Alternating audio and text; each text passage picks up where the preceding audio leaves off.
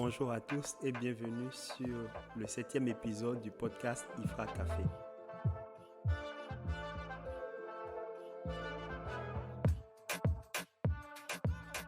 Comme d'habitude, nous sommes accompagnés de Sofiane, Sabrina et de Rita. Ouais. Hey.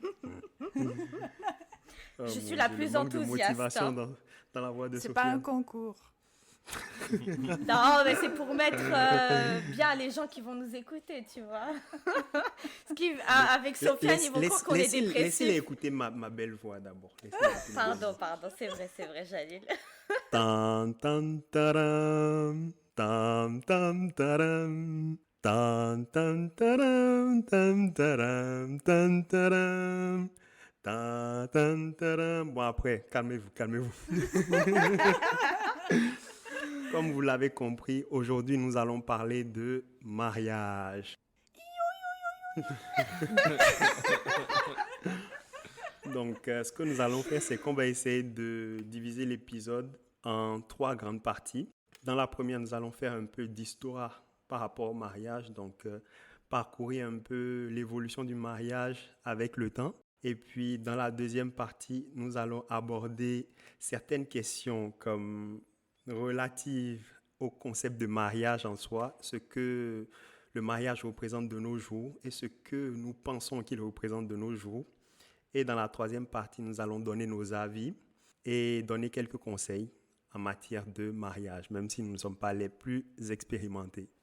Tout à fait. Donc, sans plus tarder, je vais commencer par la définition du mariage. Donc, suivant le dictionnaire Larousse français, le mariage est un acte solennel par lequel deux personnes établissent entre eux une union dont les conditions, les effets et la dissolution sont régis par le code civil ou les lois religieuses. Donc, suivant votre religion, vous pouvez aller vérifier quelles sont les conditions pour se marier.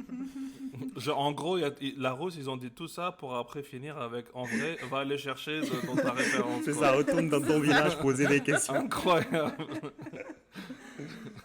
Mais je ne sais pas si vous avez remarqué, mais on constate de manière générale, ou moi j'ai constaté qu'on trouve que le mariage de nos jours se porte de plus en plus mal, ou l'institution du mariage, contrairement à l'époque de nos parents, on parle de beaucoup de divorces, on entend aussi souvent qu'il y a des mariages malheureux et puis beaucoup d'autres choses. Est-ce que c'est quelque chose que vous avez noté à votre niveau? Oui, Bien sûr. c'est les stats qui parlent.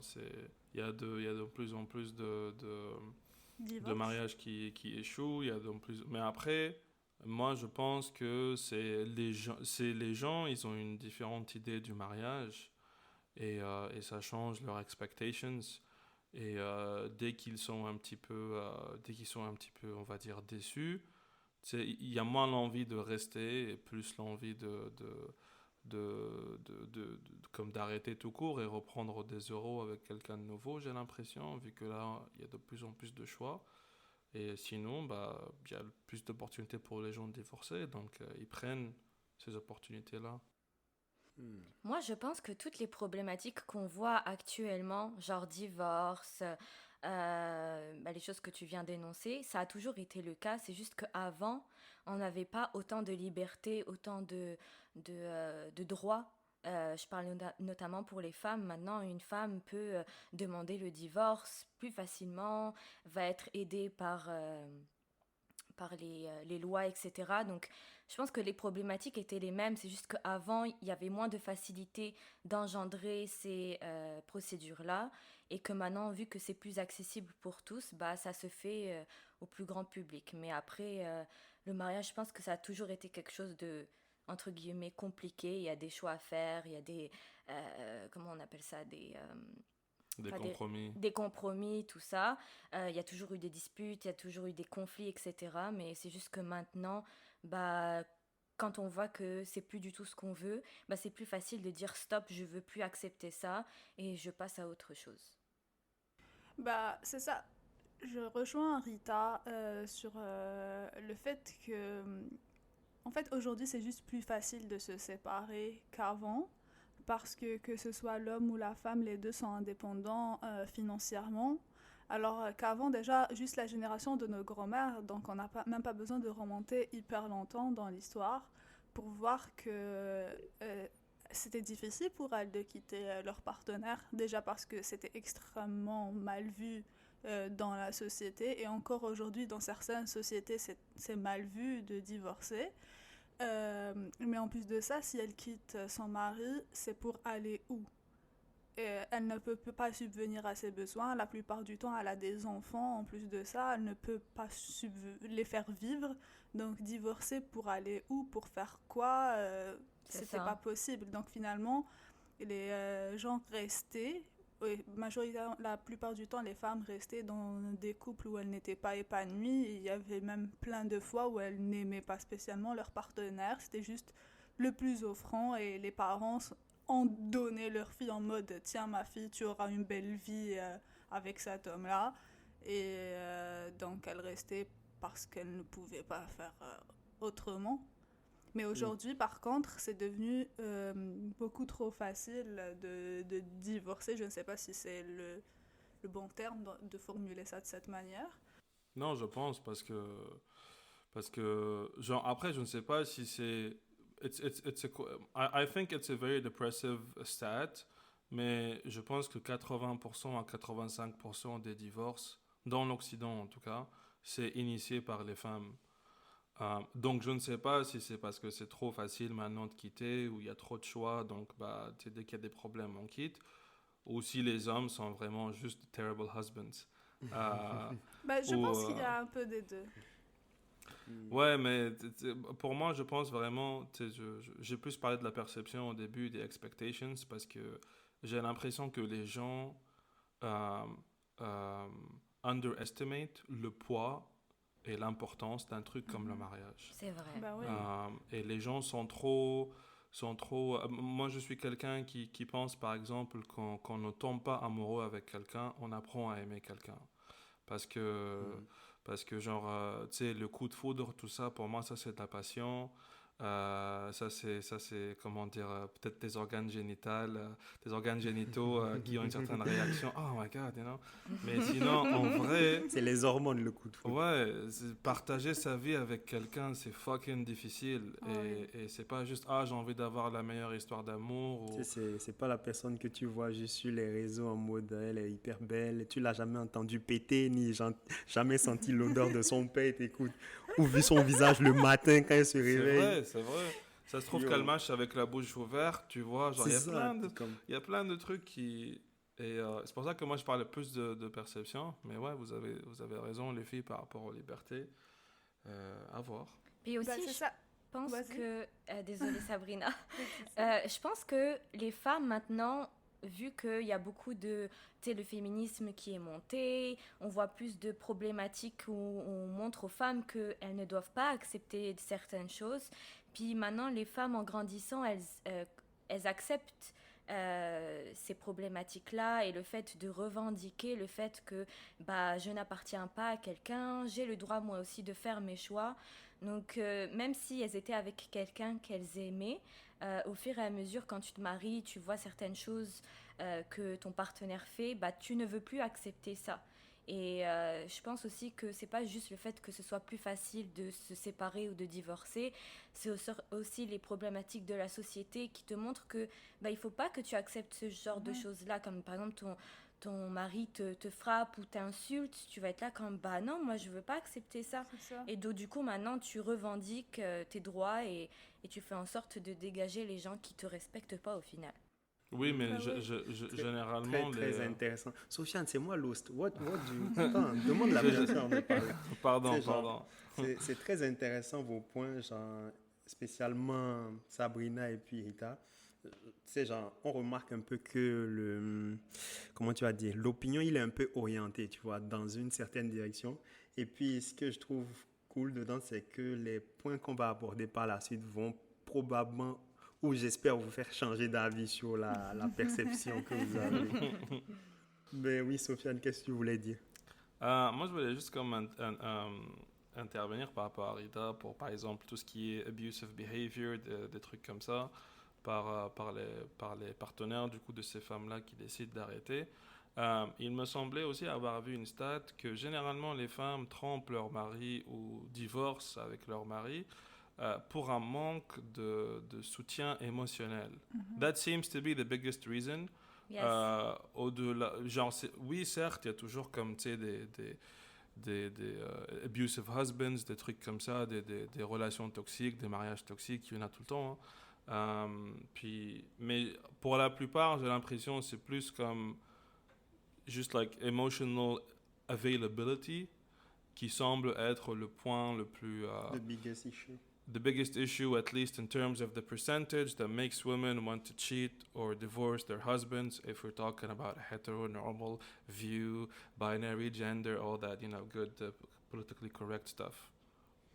Oui, ça va. Oui, globalement, je suis d'accord avec vous. Et bien sûr, si votre partenaire est abusif sur n'importe quel plan, faut le quitter. Ça, c'est clair. On peut pas tolérer ce genre de choses.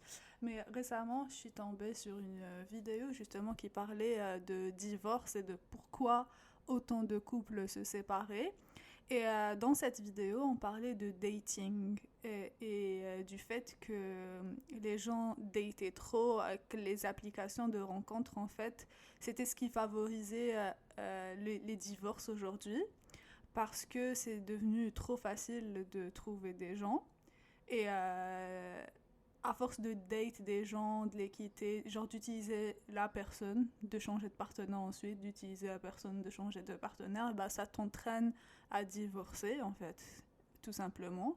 Et en d'autres termes, c'est à chaque fois que tu vas faire face à n'importe quelle petite difficulté, tu vas préférer fuir plutôt que d'y faire face. Et moi, je vois ça aussi sur les pages algériennes, sur Facebook, où parfois tu as des femmes ou des hommes qui viennent se plaindre de leur partenaire en voulant divorcer. Parfois, c'est des problèmes vraiment, pour moi, qui ne valent pas la peine de briser une famille, parce que souvent c'est des couples avec des enfants ou des choses comme ça, et puis tu as par exemple la femme qui vient dire oui, moi mon mari ne fait pas la prière, avant qu'on se marie il m'avait promis qu'il ferait la prière et maintenant ça fait 5 ans, il ne la fait toujours pas, je ne peux pas supporter ça, alors je le quitte. Et c'est vraiment que des choses comme ça, vraiment... Parfois, c'est des problèmes vraiment abusifs, et souvent, c'est la belle famille aussi qui se mêle des histoires, au bled en tout cas. Peut-être ici aussi, j'en sais rien. Mais souvent, c'est des problèmes où tu savais qu'il ne faisait pas la prière avant le mariage. J'ai envie de te dire, tu le découvres pas. Alors pourquoi tu as envie qu'il change pour toi? On ne change pas les gens. On les prend comme ils sont, mais on ne les change pas. C'est parce qu'elle n'a pas appelé Shamsou. Shout out à Shamsou d'ailleurs. C'est qui Shamsou? C'est quelqu'un, Cher Shamsou. Ah, ok. C'est un imam algérien très connu du grand public. Ok, moi je veux juste une petite parenthèse par rapport à ce que tu viens de dire, Sabrina, la belle famille qui intervient. Je ne sais pas si vous connaissez Steve Harvey, mais lui, à un moment donné, il a fait une petite vidéo en disant que normalement, quand tu te maries avec quelqu'un, tu fais comme un cercle avec lui et toi, puis il n'y a personne qui doit rentrer en vrai à l'intérieur et interférer. Donc, en fait, c'est le fait que tu parles de tes problèmes à ta famille, à tes amis, tu les impliques, en fait. Tu leur donnes l'opportunité de rentrer dans vos problèmes, de foutre la merde, parce qu'il y a toujours des personnes qui sont mal intentionnées, quoi qu'on le veuille ou non. Et c'est ça qui va faire grandir les problèmes et peut-être des petits trucs qui pouvaient être résolus en une discussion simple, ça va prendre de l'ampleur et ça peut amener au divorce. Puis par rapport à ce que... Bon point. Guys, oui. On va se calmer là parce que on est vraiment en train de partir dans plein de questions et de base, on devait couvrir l'historique du mariage, genre au tout début là. On va parler un peu de l'histoire de l'institution du mariage. D'après Stéphanie Kuntz, donc elle est professeure au collège Evergreen, elle est auteure du livre Mariage et History. Le mariage à la base était un moyen d'acquisition de biens économiques et de pouvoir entre spécifiquement des classes sociales plus égalitaires ou pour développer des relations amicales entre des groupes de personnes. Donc, pour exemple, on peut penser à Cléopâtre et puis Cléopâtre d'Égypte et Marc-Antonie de Rome. Je ne sais pas si vous connaissez un peu l'histoire. Ok. Donc, d'après vous, qu'est-ce que vous en pensez du coup, genre, par rapport à ce petit historique de l'histoire du mariage? Genre, êtes-vous d'accord avec de telles origines du mariage? Oui, ça me choque pas. Genre, c'est comme. C'est cohérent. c'était- Ouais, notre histoire a toujours été inventer de nouvelles pratiques sociales pour des fins pragmatiques. Right? That's how slavery started. Tu sais, genre, bah, on a envie de construire plein de choses. Bah, ça tombait que c'était plus facile de own people pour faire ça. On a inventé l'écriture pour mettre en place un système de taxation qui est plus robuste. On a inventé beaucoup de choses pour des fins économiques. Like it's normal. Ben, moi, de ce que je sais, le mariage a été inventé par des hommes, en fait. C'est une institution masculine pour posséder, si je peux mettre ça entre guillemets, je ne sais pas, les utérus des femmes. Parce que, pour assurer leur descendance. Parce qu'une femme qui porte un enfant et qui le met au monde, elle sait que c'est son enfant, tu vois. Elle sait qu'elle l'a porté, qu'elle l'a mis au monde. Elle sait que génétiquement, c'est sa descendance. Mais un homme n'est jamais sûr à 100%. Et puis, le mariage permettait aux hommes d'assurer une descendance. Et donc, c'est devenu comme un moyen d'échange entre époux et beau-père pour assurer comment on dit? La succession? La lignée. Succession, la lignée, c'est ça. Ok. Mais maintenant, avec les tests ADN, on n'a plus besoin de mariage alors. Oui, T'as juste à comme. techniquement, oui. Bah, il y a une émission comme ça aux États-Unis où Who Ouais. is the father? You Oh, are oh not my. the father. Et tu vois des gars qui sautent, ils sont hyper contents. Je pense que j'en ai vu que deux qui pleuraient. Là. Ils étaient en mode. Ah ouais, il y en a un, papa, il était comme super content, il pleurait que c'était son fils, tu vois. Ça, Putain. Mais si ça- t'en arrives là dans ta relation, c'est quand même Ouais, critique. c'est Hein. horrible. Je trouve Ouais, cette émission ouais, c'est horrible. horrible. She belongs to the street. Ouais, c'est ça, ouais. Mais ok, donc sachant que le mariage, ou connaissant de telles origines du mariage, donc raisons économiques entre les riches, développement de relations, comment on va dire, amicales entre différentes ethnies, différents groupes, est-ce que du coup vous vous sentez plus vivre dans Game of Thrones que dans La Belle au bois dormant ou c'est comment? Moi, je pense que les problématiques sont plus vraiment les mêmes. Tu te maries plus maintenant pour acquérir un terrain, tu vois. Hmm. Ça a évolué. Pourquoi tu te maries a évolué. Je dis plus que c'est plus le cas, mais ça a évolué quand même. Genre, en tout cas, dans la société occidentale. Ouais, mais dans ce cas, pourquoi est-ce que les gens se marient encore? Pourquoi est-ce qu'on ne change pas de nom? Parce que se marier, on vient de voir la définition, genre, on vient de voir un peu l'historique. Pourquoi est-ce qu'on parle toujours de mariage alors si on sait ce à quoi le mariage, dans quel but le mariage il a été créé? Bah, c'est Non. C'est parce que ça a été comment dire, redefined. Ouais, So, c'est ça. le terme dictator, par exemple, c'était un terme dans la République romaine. C'était pas un mauvais truc d'être dictator à la République romaine, mais avec le temps, les millénies qui passent, bah, maintenant, être dictator, c'est vraiment quelque chose de mauvais. Tu sais, genre, même chose avec la monarchie. À un moment, c'était bon, puis c'est devenu mauvais, puis maintenant, c'est bof, c'est peut-être bon, tu vois. Genre, après tout, la Suivant reine les régions. d'Angleterre, elle est toute mignonne, tu sais, elle ramène de l'argent, mais on oublie que c'est de l'argent volé, Paix à par son exemple. âme, elle est morte. Et alors, Le Rip. décédé, Rita, ça, décédé. ça efface pas tout ce que tu as fait. Ouais, c'est genre, écoute, Oui, oui, oui. moi j'ai rien Mais, contre elle. Hein, genre. J'ai juste dit paix à son âme, Skina. Non, mais je veux Paix dire, à son âme, c'est sûr, paix à son âme. Que la ouais, terre je soit dis légère. rip, mais c'est comme, you can redefine shit, you know. So, moi, c'est comme ça que je le vois. Mais Ok. de toute manière, aujourd'hui, le mot mariage a une connotation religieuse. Le mariage a été longtemps repris et maintenu par les religions. Et puis, en tout cas, au Canada, quand tu te maries, tu as le choix entre... en fait, ta union civile, qui est le mariage reconnu par l'État. Et puis, si tu emploies seulement le terme mariage, en fait, il est plus religieux. Et ensuite, ça dépend de la religion. Les conditions de mariage changent en fonction de ta religion, bien sûr. Intéressant. Mais du coup, je m'attendais à ce que vous me demandiez, vu que le mariage à la base était pour les gens riches et puis les gens puissants, qu'en est-il des pauvres? Qu'en était-il des pauvres dans le temps? Genre, au moins, est-ce que vous pensiez qu'ils se mariaient juste pour des raisons économiques ou par amour peut-être, genre, Moi, je pour pense essayer? par amour et aussi parce que, bah voilà quoi. Bah, Ça veut dire il y quoi, en a- voilà? Les mariages par amour ont toujours lieu plus chez les pauvres que chez les riches, parce que chez les riches, il y a de plus grands intérêts. Enfin, C'est peut-être ça. peut-être pas aujourd'hui, mais en tout cas, moi, je parle d'avant.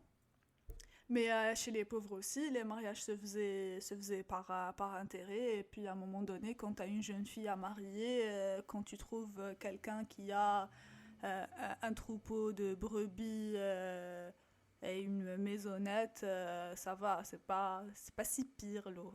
Tu vois, C'est donc, ça, tu puis vois, quand tu as des enfants, tu vas pas les nourrir toute ta vie, tu vois. tu Il peux faut pas. qu'il faut qu'ils partent eux aussi pour faire leur famille. Donc je pense que ça, pour les personnes qui sont pauvres, entre guillemets, c'était aussi ça la problématique, tu vois. Le papa qui a 10 enfants, là, comment tu veux qu'il les nourrisse jusqu'à qu'il ait 80 ans? Bah, c'est Miskin. pour ça que les enfants travaillent. Ouais. C'est pour ça qu'il en fait 10 d'ailleurs, pour labourer les Child champs, labor. pour aller. Tu sais, genre, C'était chacun sa une fonction retraite. spécifique, ouais. Ouais, c'est ça, Regarde, c'était la c'est retraite. un investissement. Ok, C'est pour ça ok. que Elon Musk, il a 2 enfants, non? Ah, mais lui, pour- c'est une autre, c'est une Lui, autre c'est pour les histoire, planètes. C'est pour repopuler Mars. Il envoie à chaque enfant dans une planète. Un Elon sur chaque. Eh, ça me fait penser au truc de Dragon Ball, là, quand ils envoyaient les enfants dans les petites secoupes. Tu sais, genre, Sangoku, c'est comme ça qu'il est arrivé sur Terre. Pour ceux qui J'ai ont pas la vu ref. Dragon Ball. J'ai vu, mais j'ai oublié. Moi non plus. Oh mon je suis Dieu. Désolée. Bon. Oh. Bref, Bande d'incultes. je te jure. Ok, ben Sabrina, tu as complètement raison. Tu sais, même chez les pauvres, les mariages se faisaient, c'était pour... tu mariais, si tu étais un, comment tu dis, baker, un boulanger, tu Ouais. allais marier un boulanger. Si tu étais un paysan, tu allais marier un paysan. Si tu étais, je sais pas, genre aide ménagère, tu allais marier un aide ménagère. Juste pour pouvoir, en fait, c'était comme pour avoir une paire de mains supplémentaire. C'était juste pour pouvoir travailler dans l'entreprise familiale. Aide ménager que- ou technicien de surface? Sofiane. À l'époque, c'était aide ménagère. Ah, ok, ouais. C'est ça, à l'époque. c'était Les termes ont Ça- changé. Ça a été redéfini, comme le mariage. Exactement. Et donc, compte tenu de ça, la définition de marier quelqu'un par amour, ou même la définition de l'amour tout court, ça revenait au fait de... C'était le cas que vous vous mariez par amour, si vous mariez quelqu'un qui ne vous apportait aucune valeur économique supplémentaire ou aucune évolution dans votre statut social. Donc, compte tenu de ça, et comprenant le fait que à ce temps, c'était plus les femmes qui ne pouvaient pas aller travailler pour les raisons qu'on sait, genre on les gardait à la maison et les droits n'étaient pas les mêmes, les droits n'étaient pas respectés. C'était les hommes qui, grande surprise, se mariaient plus par amour parce que c'était eux qui avaient plus la facilité d'aller chercher des partenaires qui avaient moins à offrir que eux, car ils pouvaient sortir plus facilement de l'argent pour subvenir aux besoins de deux personnes. Ça m'a vraiment surpris. J'étais comme, ah ouais, malgré on nous jette beaucoup de choses à la figure aujourd'hui, on n'aime pas, on n'est pas sentimental et tout, finalement, c'est nous qui avons inventé ça. Sofiane, bravo, bravo. Ça Je s'est sais, perdu, je sais, hein. Ça c'est- s'est perdu. Ne vous Non, ça ne félicitez s'est pas pas trop. perdu. Ça ne s'est pas perdu. Parce que moi, en vrai, genre, juste pour revenir au divorce, je pense qu'une des raisons aussi, c'est que les femmes ont plus d'opportunités pour continuer leur éducation, pour mettre en place des carrières. Et moi, je pense que c'est pas juste les hommes qui ont du mal à marier des femmes qui sont plus, on va dire, avec de meilleures carrières, eux, et de meilleurs Instruites. salaires. Je pense qu'il y a beaucoup de femmes aussi qui refusent de marier un homme qui a, par exemple, elle a une maîtrise, elle va pas marier un homme qui a un bac. C'est vrai. Ou elle, Bah oui. elle gagne, genre, je sais pas moi, 50 000 euros par année, elle va pas marier un homme qui gagne le SMIC, parce que c'est aussi de l'autre côté, genre. C'est une réalité. C'est vrai, c'est vrai. Mais oui, bien sûr, parce que euh, normalement, dans un couple, on est censé s'élever mutuellement. Mais par exemple, moi, quand j'étais à l'université, il y avait une de mes profs qui avait un doctorat, du coup, et son mari n'avait même pas le bac. Ok. Et elle nous déconseillait catégoriquement de faire ça.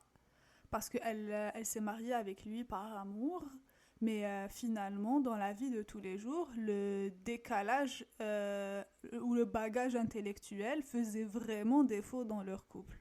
Mais j'imagine, je vais pas dire que le monsieur il n'était pas intelligent ou quoi que ce soit, mais Non, c'est non, le level de conversation que c'est ça. la dame elle C'est pouvait ça. avoir. Je pense pas qu'elle rentrait le soir et puis elle expliquait par exemple ce qu'elle avait eu à faire au boulot au monsieur et puis il comprenait, tu vois. Donc il n'y avait pas C'est ça. d'échange, il n'y avait pas de discussion qui pouvait être faite, donc la C'est rendu ça. Donc déjà ces compliqué. discussions étaient superficielles. Le niveau de la discussion n'était pas au niveau de ses attentes à elle ou de ce qu'elle attendait d'un partenaire. Et donc elle a regretté. Elle n'a pas Donc, divorcé, mais elle a ok. juste regretté. Vous mariez pas par amour, les amis. Ne vous mariez pas par amour. Non, je suis pas Oui, d'accord.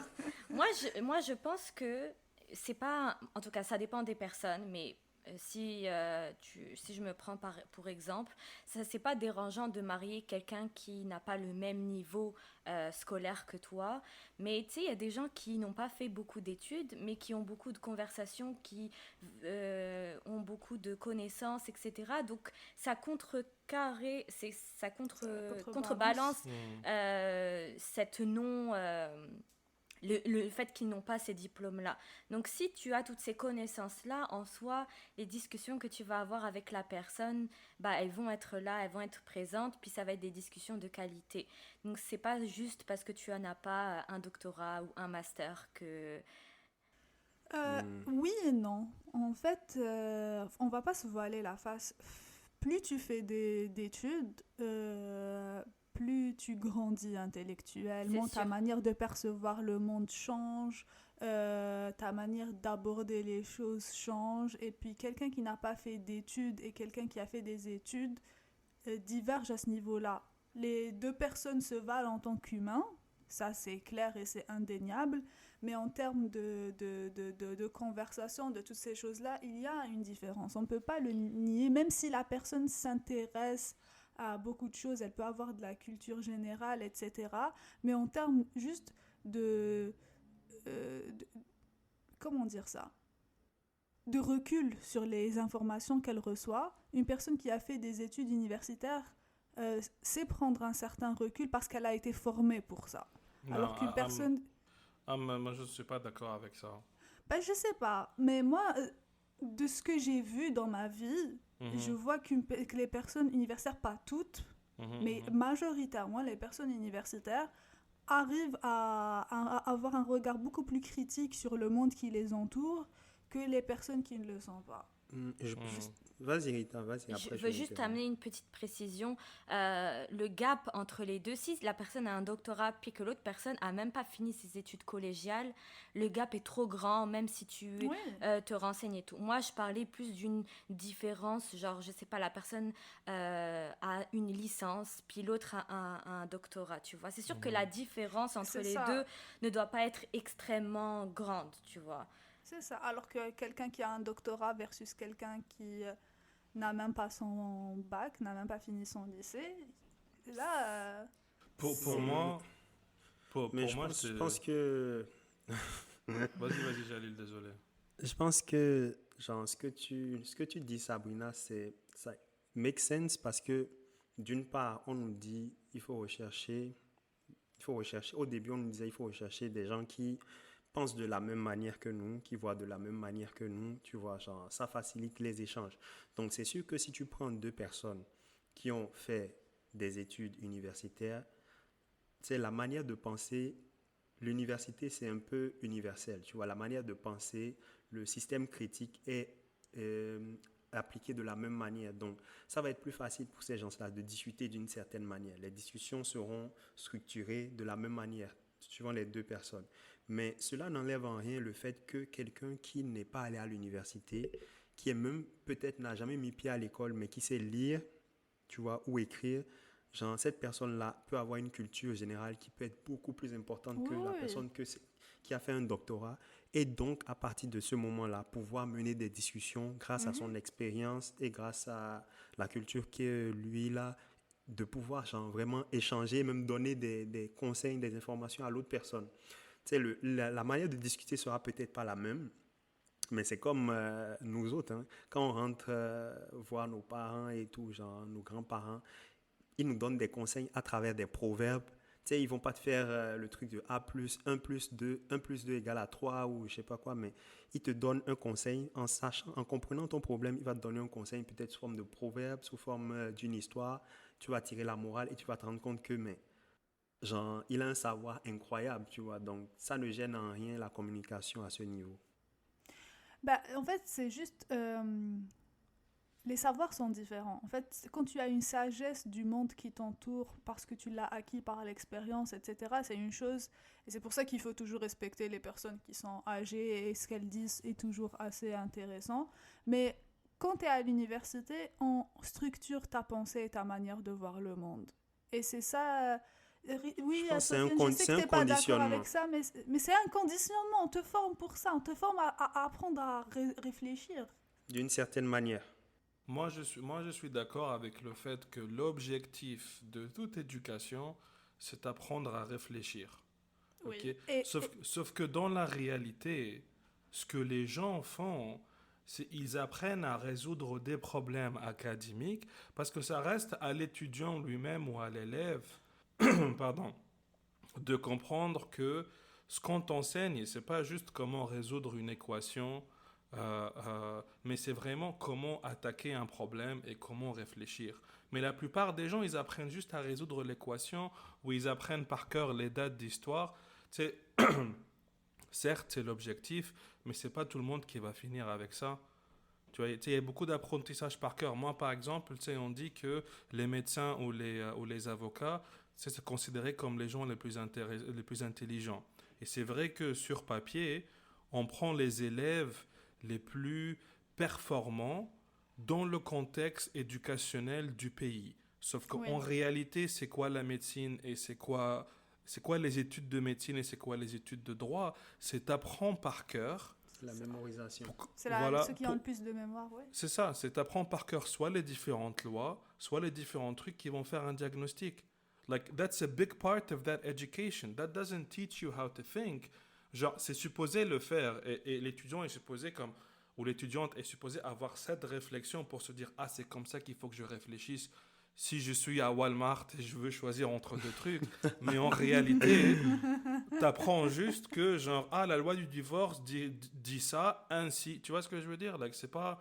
Je suis d'accord sur le principle, mais in practice, I think most people don't have that. And that's why peut-être que l'éducation autodidacte est peut-être plus facile pour les gens à digérer. Ok. En fait, Sabrina? ce que vous dites est correct, mais je vais dire un truc qui va certainement déplaire. Alors oui, les gens qui ne font pas d'études parce que ils n'ont pas eu de chance dans la vie ou peu importe les conditions, rares sont ceux qui sont très cultivés, très curieux sur le monde qui les entoure, etc. Il y a beaucoup de gens qui n'ont pas fait d'études, qui t'as pas de discussion avec eux, il y a pratiquement rien à creuser. Et rares sont ceux qui ont quelque chose de très intéressant avec qui tu peux débattre de choses alors qu'ils n'ont pas fait d'études. D'ailleurs, les gens qui ont fait des études, avec qui on peut avoir des discussions intéressantes, sont rares. Alors ceux qui n'en ont pas fait le sont encore plus. Donc là, on parle vraiment d'exceptions très rares dans les sociétés. Ouais. Donc, si on suit le conseil de Sabrina, c'est quand même vrai. Faut, tu sais, genre, si tu appartiens à une certaine, on va dire un certain groupe de personnes, c'est plus facile de rechercher des gens qui appartiennent à ce même groupe de personnes. C'est sûr. Et donc, la vie en vous pourra être plus facile. Oui, c'est quoi, Rita, ton point? Moi, je voulais juste comme... En fait, c'est mon point rejoint ce que Sabrina dit et ce que Sofiane dit. C'est vrai que si on prend l'exemple des personnes qui vont faire médecine, il suffit vraiment d'apprendre beaucoup de choses et de les appliquer.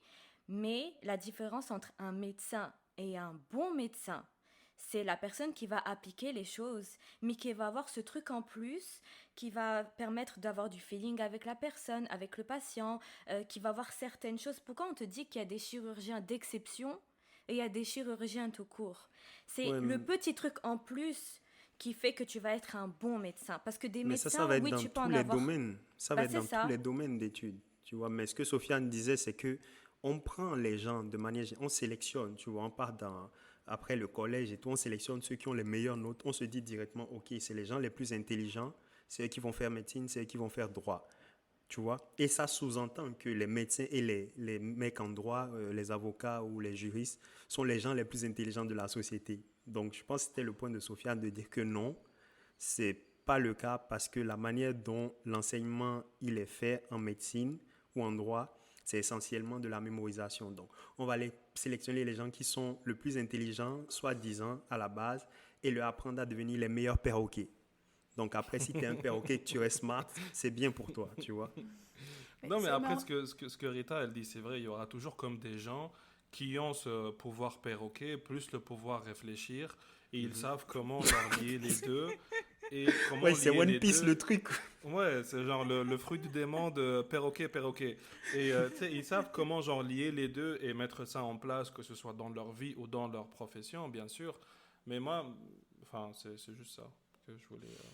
Ok, ok. Merci pour vos interventions. Ouh là là, vous êtes restés jusqu'à la fin de la partie 1. Félicitations.